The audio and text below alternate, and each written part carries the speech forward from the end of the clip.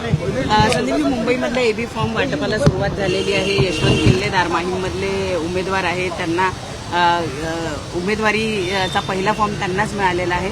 कशा पद्धतीनं झाला जागा वाटप आणि आपली काय प्रतिक्रिया आहे? जागा वाटपाची प्रक्रिया जवळजवळ 99% पूर्ण झालेली आहे आणि एबी फॉर्मचं वाटपही आमच्याकडनं सुरू झालेलं आहे.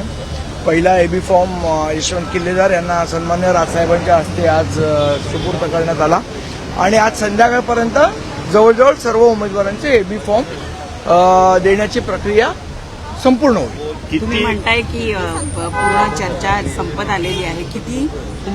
किती जणांना उमेदवारी दिली जाणार आहे? मला वाटतं उद्या संध्याकाळपर्यंत तुम्हाला आम्ही आकडा सांगू शकू, कारण थोडंसं अजून एक्सचेंज ऑफ वॉर्ड्समध्ये आम्ही थोडं अजून चालू आहे. अजूनही जागा वाटपाच्या गोष्टी सुरू आहेत का? हे सगळ्या संपलेल्या आहेत. काही गोष्टीमध्ये कुठे कमी कुठे जास्त असं होत राहतं, ते शेवटच्या मोमेंटपर्यंत चालू आहे. पण काही अडचण काही नाही आहे त्याच्यात. एक्सचेंज ऑफ थिंग्स चालू आहे. माहीमला घेऊन अजूनही काही माहीम मधल्या एखाद दुसऱ्या जागांना घेऊन अजूनही काही चर्चा सुरू आहे? नाही, परंतु चर्चा संपलेली आहे. आता फक्त वॉर्डचं फक्त काय एक्सचेंज काय असेल तिकडे चालू. थोड्या वेळापूर्वीच बाळा नांदगावकर यांनी प्रतिक्रिया देताना असं म्हटलेलं होतं की शिवडीमधला एखादा वॉर्ड, जो एक वॉर्ड शिवडीमध्ये सोडत होते, त्याऐवजी माहीममधला एखादा वॉर्ड द्या, तो हवं तर घ्या, असं ते म्हणतात. नाही, असं काही नाही. मुंबई शहर अध्यक्ष या नात्याने स्पष्ट करू शकतो की आमच्यासाठी सगळ्या विधानसभा सारख्या आहे.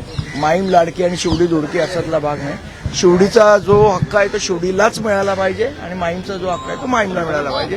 त्यामुळे अशी कुठलीही आमच्याकडनं प्रस्ताव आम्ही दिलेला नाही. 24 तास उरलेले आहेत, त्यामुळे मुंबईतला हा जागा वाटपाचा एकूणच तिढा सुटलेला आहे का? आता तिढा सुटलेला आहे किंवा रादर तिढा नव्हता.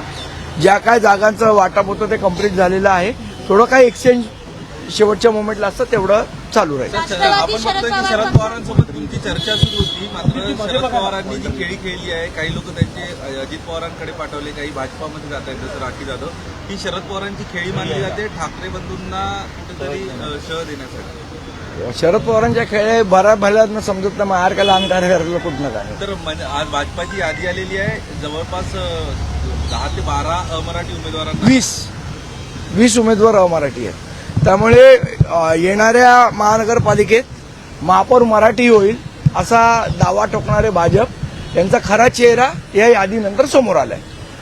यशवंतजी, मध्ये या ना, मध्ये या थोडे.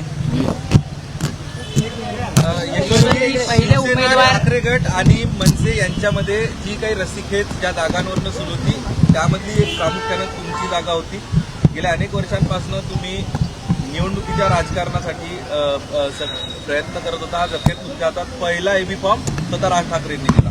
हा, माझ्यासाठी ही खूप भावनिक आणि आनंदाची गोष्ट आहे, कारण मला आता बोलतानाही तो थोडासा कंठ दाटून आलाय.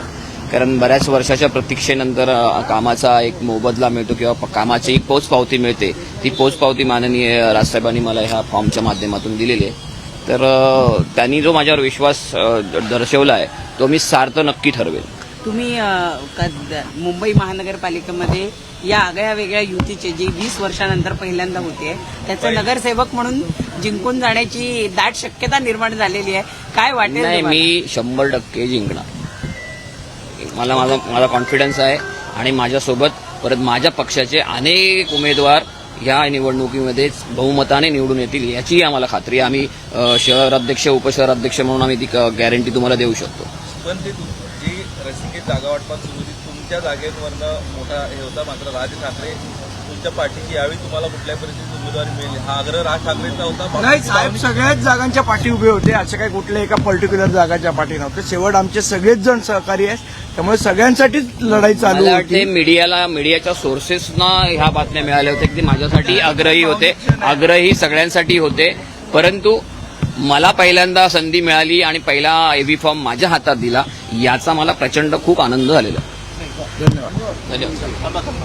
साऊथ मुंबई विभागातील घडामोडी जाणून घेण्यासाठी साऊथ मुंबई न्यूज चॅनलला लाईक, फॉलो, शेअर आणि सबस्क्राईब करा आणि बेल आयकॉनवर क्लिक करून ऑल करायला विसरू नका.